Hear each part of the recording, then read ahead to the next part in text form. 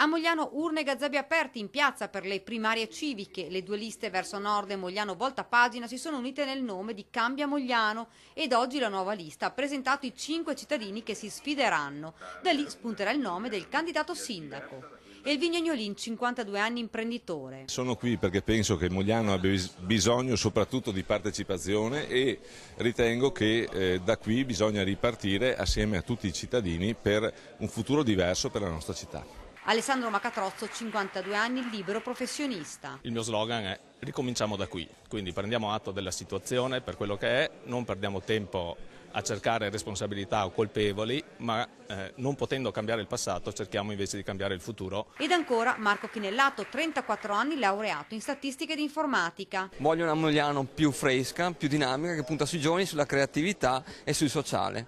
Poche cose ma ben chiare e ben fatte. Poi le due donne, Michela Corò, 45 anni, lavora nel settore dell'infanzia. Vorrei far sì che tutti i moglianesi partecipassero a un progetto condiviso. Ed infine Silvia Carniato, 43 anni, impiegata. Mogliano deve diventare la città da vivere. Le primarie civiche, novità assoluta per il Veneto, si svolgeranno domenica 1° dicembre.